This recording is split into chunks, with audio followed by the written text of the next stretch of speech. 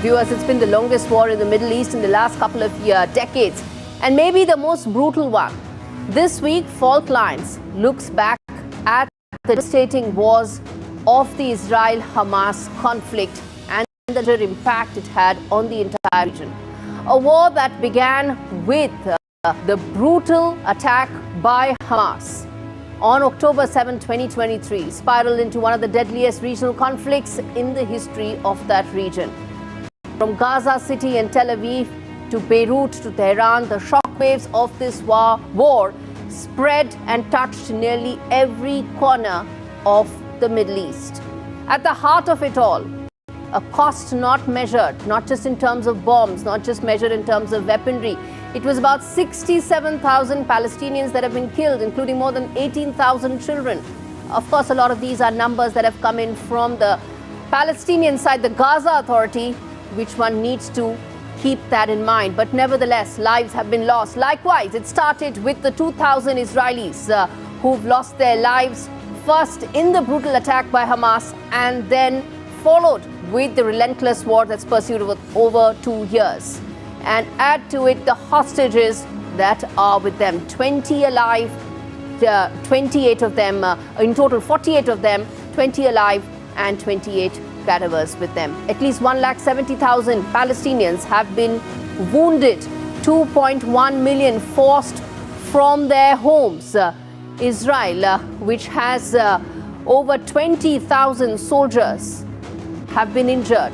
Nearly 1 lakh civilians have been displaced. Gaza lies in ruins. And that's the larger story, viewers. Gaza lies in ruins. 75% of its territory is now under Israeli occupation. 9 in 10 Gazans are living in poverty. Again, that's only one side of it. There is the huge toll it has taken on the Israeli side as well. I spoke about the hostages. I spoke about the fact it started because of the brutal attack on Israel. And the war has proved to be both deadly and extremely expensive. There is the human cost and then the other actual cost of the wars. Israel's own war costs have soared beyond $55 billion. Ripple effects across defense budgets, aid, economies worldwide being impacted by that. At one point, 8 other countries were directly involved. As I said, this is a war that spread to almost the entire region, engulfing all of it. Some launching missiles, others intercepting them, many caught in the crossfire. First, let's break down the major players. And here's how the war pulled them in. Let's get you some of those numbers and also get you some of those graphics to tell you exactly how things shaped up and unraveled. In terms of which were the key players in the Gaza conflict, there was Hezbollah, another terrorist organization based out of Lebanon, which also joined in after Israel was attacked by Hamas. Hezbollah exchanged fire along the southern border. In fact, Hezbollah still is extremely well armed. Huge rockets that they had fired, long distance rockets that they had fired from Israel's southern border. Next, the other players who were part of this war included Iran, which armed and financed this proxy group. It's a large, it calls it the axis of resistance, but there are these terrorist organizations funded, supported, backed, aided by Iran. Next up, the other key players that are there, Yemen. Houthis had launched missiles towards Israel. At one point of time, there was deep concerns around the world that the global shipping lines would be completely paralyzed because of Yemen's attacks in the Red Sea, aiming at Israel, but ensuring that the entire region's trade collapses. Next up, the other key players, Iraq. The Iran-aligned militias had attacked the US bases. Again, this is an area where America has a very large presence, all of which was under attack when several of these other players joined in. Let's get in Sudan as well. Jordan, first of all, intercepted missiles that were aimed at Israel. Now, we've been talking about both sides. Jordan played that role as well, which intercepted the missiles that were aimed at Israel. Jordan is also a key ally when it comes to America, has been itself impacted because of the regional tensions, is an important voice in the Muslim world, and this is how its role shaped up. Now, let's also get in the US. It brokered the ceasefire, supported Israeli defense, backed it completely earlier under the Biden regime, Things changed when Donald Trump came in, but as far as America's Israel position is concerned, it remains rock solid. It stands behind Netanyahu. Several attempts were made in the past to broker peace. Finally, it happened with America backing Israel all along. Let's get in UK as well. The other American partners who've been backing Israel, but also saying that there has to be a line that needs to be drawn in. UK said it joined US in terms of the Houthi airstrikes, because as I said, there was a collapse of shipping lines that was being feared across the entire region. UK joined in to attack Houthis, another terrorist organization. This is how several of these other players joined in as far as this war is concerned. Now, to know more about this, in terms of what this conflict really led to, the tens of thousands of casualties, the widespread displacement, let's get you the 5 most destructive aspects to really understand why this conflict, when it ends, when peace is being brokered, there is a real chance at that happening. How significant is it? Because this report is going to tell you those 5 most deadly moments of this conflict when it looked like there is no possibility of peace as things stand.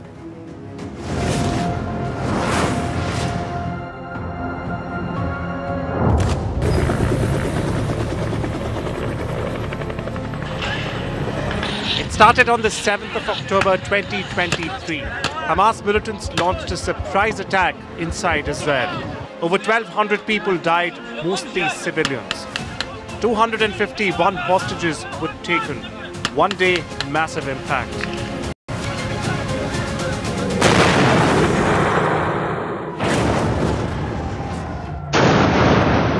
Israel responded with relentless airstrikes over Gaza. In just 6 weeks, more than 10,000 Palestinians were killed. The UN says nearly 90% of Gaza's population was displaced. Hospitals, homes, entire neighborhoods simply destroyed.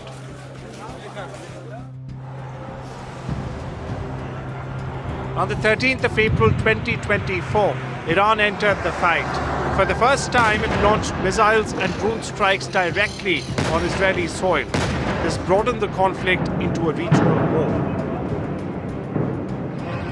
In September of 2024, Israel hit Hezbollah's communications in Lebanon. Thousands of devices exploded in the blink of an eye. At least 39 people died and nearly 3,000 others were injured. Hezbollah's network was severely disrupted. Then, on the 9th of September 2025, Israel struck in Qatar's Doha. The target were Hamas officials meeting there. 6 people died, including a Qatari security officer. Qatar condemned the strike, calling it a violation of sovereignty. These are 5 among the many moments defining the scale of this war. Unending agony for hostages' families in Israel, over 67 deaths in Gaza alone. Almost every resident displaced at least once. The toll is staggering, and the only question on every mind, will this ceasefire deal finally hold? Bureau Report, NDTV World. All right, viewers, let's now get you the big set of weaponry that was used, the deadliest arms that were used by all sides. Israel, when it defended itself against what at one point was a 7-point attack from multiple terror organizations. Let's put out some of those weaponry for you to better understand what this conflict was really all about. First up, from the Israeli side, let's get you the big set of weaponry it used to defend itself, the precision-guided heavy bombs. Next up, there was the other set of, there was the Arrow long-range missile interceptor. This played a very important role because of the long-range rockets that were fired both by Hamas and then later by Hezbollah as well as Houthis as well. David Sling mid-range missile system again came in very handy because of the long-range missiles and rockets that were being fired by all sides attacking Israel. Next, there was the assault rifles for infantry. This was important when the much discussed, deliberated and planned ground assault came into being from Israeli side. When it launched their ground assault, this is what was very important. And then the satellite-guided airstrike coordination when it was bombing with precision Hamas headquarters, Hamas leadership.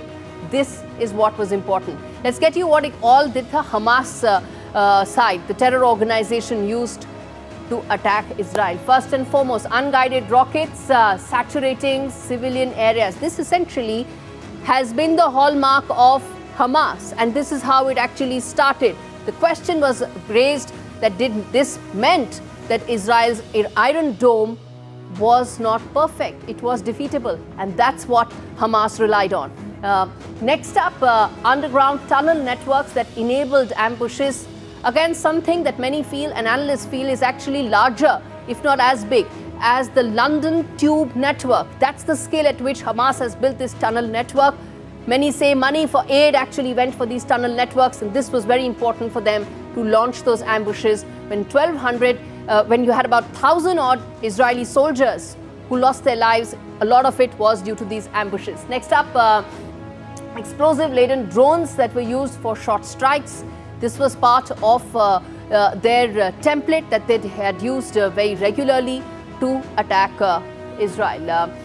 RPGs and light anti-tank missiles they had used, which is why I spoke about what all was the infantry and what was the weaponry on the Israeli side to counter all of this that Hamas had used to attack Israel. And lastly, improvised explosives, booby-trapped urban areas, densely populated urban areas, which ensured that when Israel attacked Hamas, it invariably led to civilian casualties, something that Hamas wanted because it was using a lot of those civilians as just cannon fodder.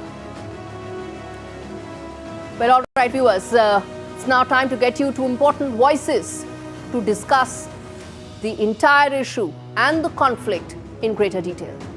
Mr. Diros, who's joining me from Ankara. You have Mr. Hoffman, who's joining me from and representing the Israeli side in this discussion. Gentlemen, thank you so much for speaking to me on fault lines. It's days to go for hostages to be released.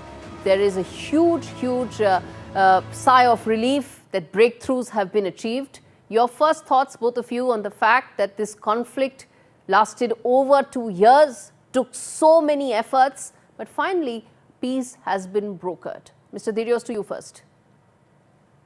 Yes, hello, and thank you for having me. And yes, we have to remember that October 7th was just a few days ago, and 2 years have passed, and now we have probably the closest chance to have a lasting ceasefire and hopefully eventually peace in the region, because as we have discussed, the war in Gaza has not just been an atrocity and a tragedy for the people of Gaza and also for the people in Israel, but also for global trade, for across the world, and great regional instability. So now we have an opportunity where the Israeli cabinet has also agreed, passed a motion to agree to the ceasefire, and hopefully in Egypt we'll see there will be a ceremony, and we will have a lasting ceasefire this time around with the release of the remaining hostages, and on Monday or Tuesday next week. Okay. And from then on, hopefully we'll start to see more peace and reconstruction, hopefully, because as you mentioned, over 67,000 people in Gaza alone died, and over 1,200 people in Israel just on October 7, 2023. Yeah, I think the total death toll right now in Israel stands at 2,000 right now. But again, the fact that there are still the hostages that were with Hamas, the bargaining chip for the terror organization, was the reason why those peace talks didn't fructify till now. Mr. Hoffman, your thoughts on I agree with Ali talks, that and where do you see them going in terms of the longevity of this truce? I agree with Ali that I hope and pray that peace is on the way for the people of Israel here and all the people of the region. I want to take you back to October 6th of 2023. I met then with Netanyahu's national security advisor. We talked about the different threats that Israel was facing. And when he got to Hamas, he said, oh, they've been in power for 16 years. What they care about is getting more workers into Israel. We were taken so completely by surprise. He was in the middle of negotiating a peace agreement with Saudi Arabia that would have doubled the amount of Gazan workers coming into Israel and revitalized the Gazan economy. That's where we were, and that's where Yahya Sinwar, the Hamas leader, wanted to stop. He saw the Abraham Accords were moving forward. The Crown Prince of Saudi Arabia had spoken at the UN General Assembly in September about normalizing relations with Israel. This would have, for all intents and purposes, ended the Arab-Israeli conflict without a war. That's where I wish we were. And since then, I've seen your numbers. To add to the 1,200 Israelis killed on October 7th, 913 soldiers since then, 1,059 Israeli civilians since then. And let's not forget, within an 8-front war, all the missiles and rockets that were fired at Israel, 37,500 of them. If it weren't for all the different missile defense systems that Israel has, they would have killed tens of thousands of Israelis. I agree, Mr. Hoffman. I completely agree with you. And that's a number that we should put that out, that you're saying that 37,500 rockets were fired towards Israel. It was a 7-front war, and we at NDTV have been very clearly telling viewers two sides of this. It's not something that Israel just decided to go ahead and bombard Gaza. It happened because it was an act of war that happened on 7th of October, which led to the assault. And the fact that hostages were still there with Hamas delayed and prolonged these peace talks. But Mr. Hoffman, very quickly, I want to ask from you, some of the deals, aspects and conditions Hamas hasn't accepted. Of course, first stage is most important, which is that hostages must come back. They must reunite with their families. But some of the other more difficult aspects of the peace talks, ensuring that Hamas doesn't rearm, ensuring that Hamas doesn't play a role as far as Gaza is concerned, that I think is where the peace framework will be tested. Absolutely. We need to make sure that the lives of the people of Gaza will be able to be better. They haven't been suffering only for 2 years. They've been suffering since 2007, when the Hamas overtook Gaza in a coup. And since then, you've had Islamic fundamentalist rule there in Gaza. You have aid flowing in from all around the world. But it's gone underground in order to be used in attacks against Israel instead of above ground to help the people of Gaza. And so what we hope is that Gaza will be demilitarized, no longer under Hamas rule, because the people who have been killed or suffered in this war in Gaza, it's entirely because Hamas leadership did not care about their people.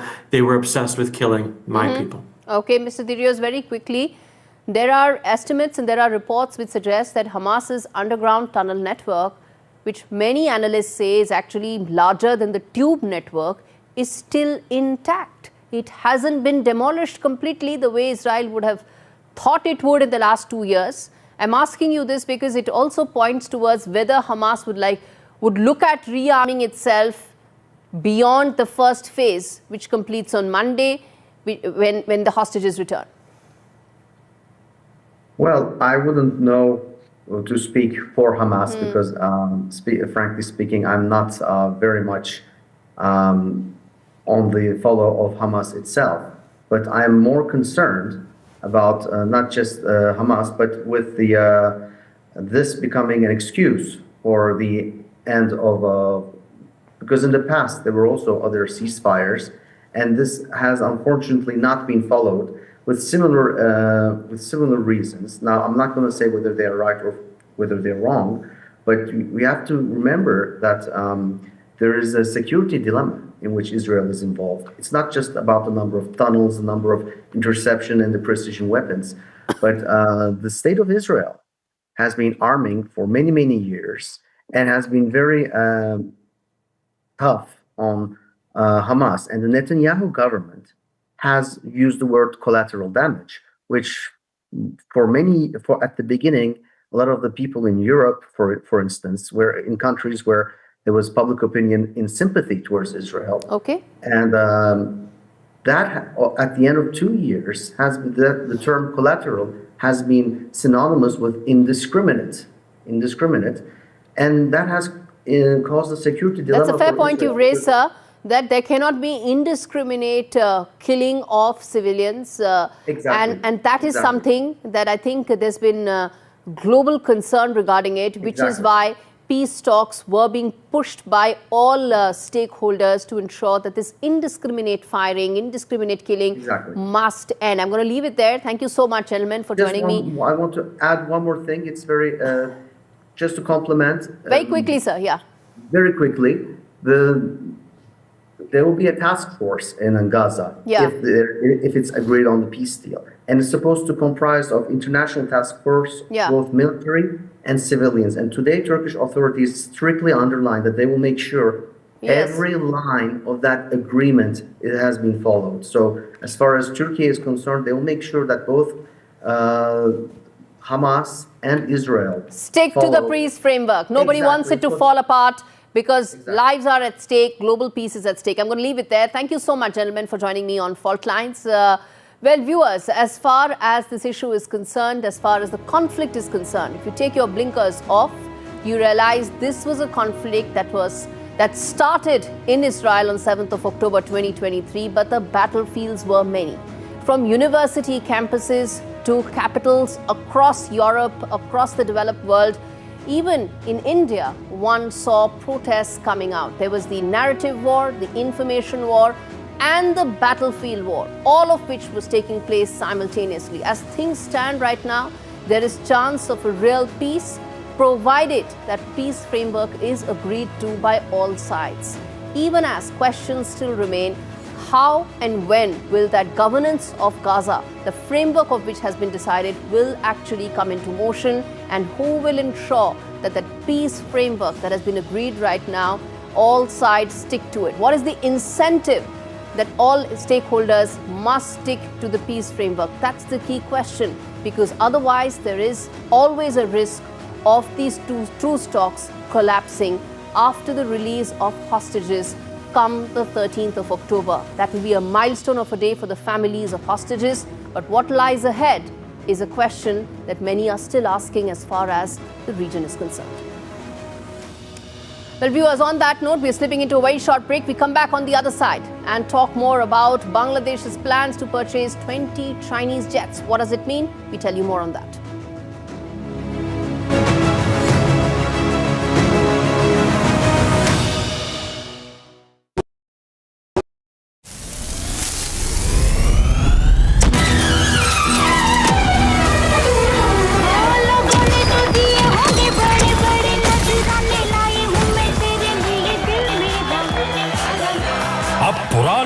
कुछ नहीं बचेगा।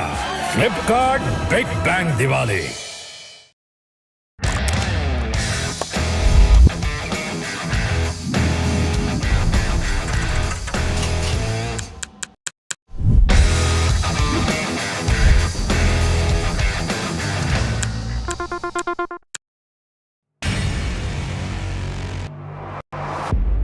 A story of change, a path to renewal, a leader reimagining her nation's future.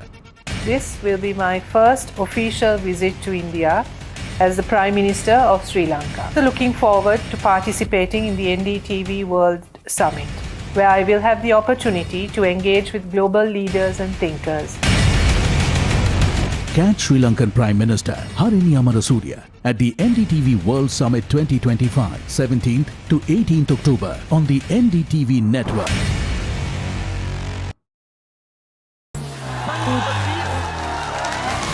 What does the youth of Bihar want in this election? I will dissect and explain. When it comes to elections, I crunch numbers and tell you what others miss. Bihar elections, the what, why and how. I read Bihar politics like no one else. For over 4 decades now, I have had a ringside view of some of India's biggest elections. This time, I will bring to you the twists and turns of Bihar elections. Understand the real election dynamics in Bihar. With me on Bihar Battleground. The ultimate battle for Bihar. NDTV unites the biggest voices, unmissable debates and data discourse. Battleground Bihar on NDTV 24/7.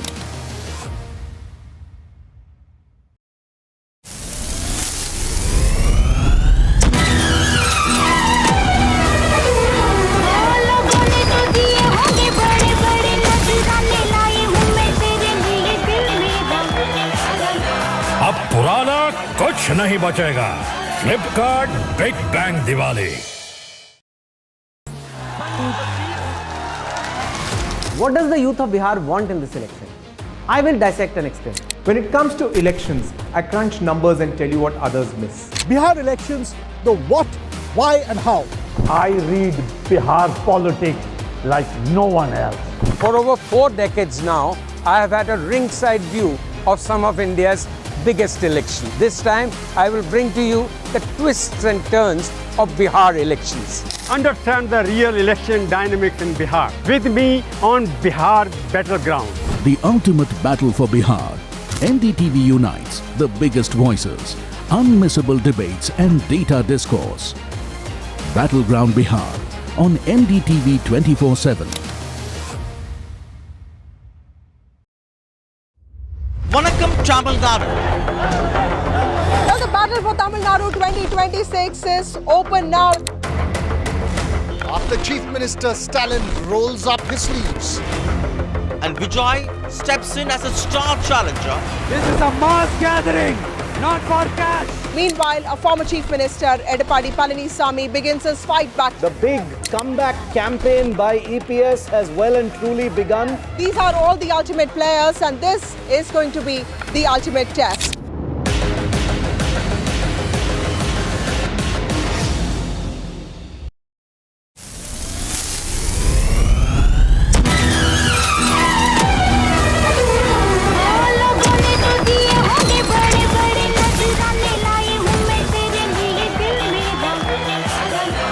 अब पुराना कुछ नहीं बचेगा। Flipkart big bang Diwali.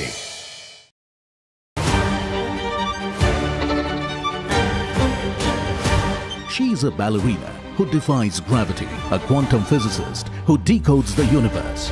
At the NDTV World Summit, Merit More brings science and art together to show us how imagination can bend the boundaries of possibility. Catch ballerina and quantum physicist Merit More at the NDTV World Summit. Live and exclusive at the NDTV World Summit 2025, 17 to 18th October on the NDTV network. The best app to use is the NDTV app.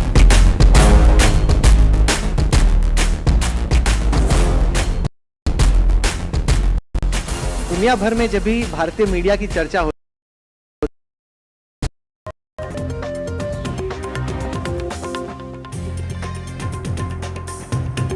Hello and welcome to Sareet Kaursani and you're watching The Breakfast Show. We've got an action-packed show lined up just for you. But let's first take you through the headlines of the hour.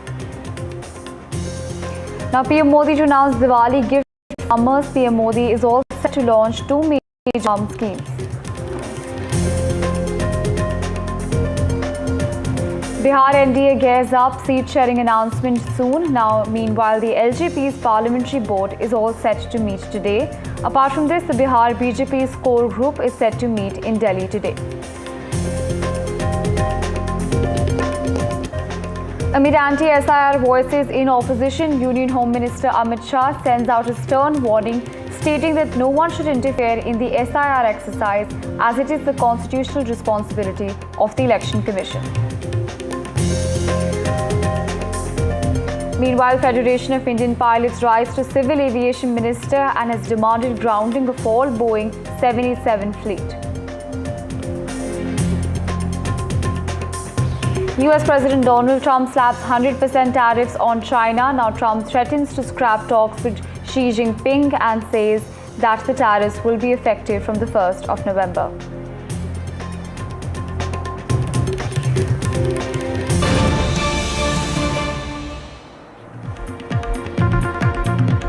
Well, there's breaking news coming in at this hour. The US President Donald Trump has said that the person who got the Nobel Peace Prize has in fact given it to him and has taken it on his behalf. Important information coming in saying that the US President Donald Trump has said that Maria said that I deserve the Nobel. Important information coming in as the US President has claimed that the Nobel Prize winner who he's spoken to has claimed that it was him who deserved the Nobel Peace Prize. Now Donald Trump has also said that Mercado accepted the award on behalf of him and that he is extremely happy that he saved millions of lives. Listen into what the US President had to say. actually got the Nobel Prize, called me and said, I'm accepting this in honor of you because you really deserved it. A very nice thing to do. I didn't say then give it to me though. I think she might have. She was very nice, and I've been helping her along the way. They need a lot of help in Venezuela. It's a basic disaster. I'm happy because I saved millions of lives. Well, on this, my colleague Ghazali joining us on the telecast. Now, Ghazali, it's kind of hilarious. You either award Donald Trump the Nobel Peace Prize, so never mind because he's already claiming credit for it. What is the latest that you're tracking on this story? See, it also shows the deep-seated grudge Mr. Donald Trump has, because all this while in the last few months he has been saying that he was the one who stopped most of the wars at global stage, and that is why he deserves the Nobel Prize. And not very surprisingly, he was not given the prize, but he is still trying to show some association with the winner of the Nobel Peace Prize, Maria Corina Machado. And Donald Trump himself, being in the race of Nobel Peace Prize, had earlier in the past had backed this Venezuelan leader of opposition in 2024 when she was barred from running for the presidential election. In the larger scheme of things, it also shows that what kind of relations US has with Venezuela, hostile relations between the two countries, and Donald Trump yet again backing one of the leader of oppositions from Venezuela. Right, absolutely, Ghazali. Thank you so much for joining us, sharing those details with us.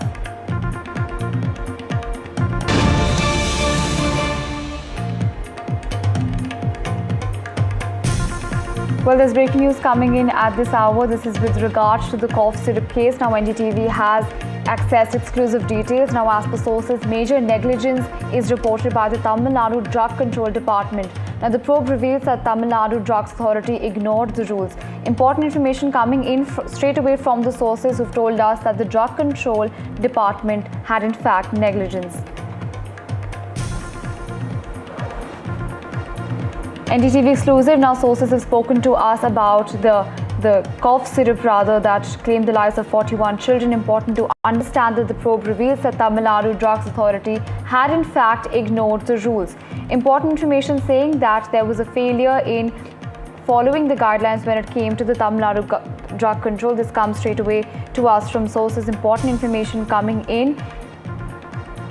Now, major revelations, of course, in the killer cough syrup story, as the drug control body says that failure due to, of course, the Tamil Nadu Drug Department. Now, as per sources, the Tamil Nadu pharmaceutical company was not registered on the central portal.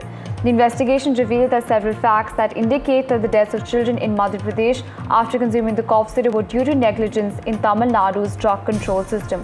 Well, on this, my colleague Pallav joining us on the telecast. Now, Pallav, give us the details. These are shocking revelations that tell us that there has been negligence on part of the drug controller.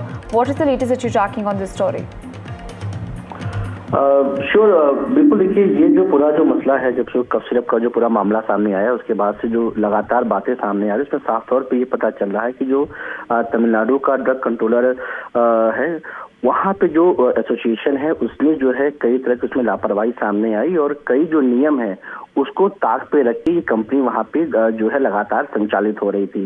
जो report CDSU ने file की है और जो हमारे सूत्र हैं, जो उनको जानकारी मिली है, उसके मुताबिक साफ तौर पे पता चल रहा है कि जो ये फार्मा कंपनी है उसको जिस प्रकार से उत्पादन की जो पूरी अनुमति दी गई है उसकी ठीक तरीके से निगरानी नहीं की, और यही वजह है कि कफ सिरप पीने से जो है एमपी के छिंदवाड़ा में जो है बच्चों की मौत हुई।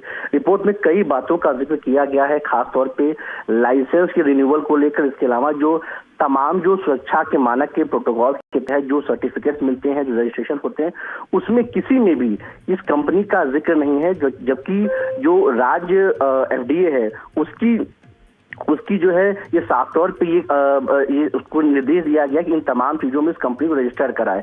तो इन तमाम चीजों को देख के लगता है कि कितनी गंभीर लापरवाही जो है तमिलनाडु एफडीए के जरिए की गई, जिसकी वजह से इस कंपनी का संचालन हुआ और उसके बाद जो है इस कंपनी से बनी दवा जो है देश भर के तमाम जगहों पे गई और वहां पे जो है उसको पीने से बच्चों की जो है मौत हुई है। Ji, bilkul Pallav, and you've talked about important details that there were lapses when it came to the drug controller. Help us understand what sort of lapses are we looking at when it comes to the pharmaceutical company that was behind, of course, producing this cough syrup.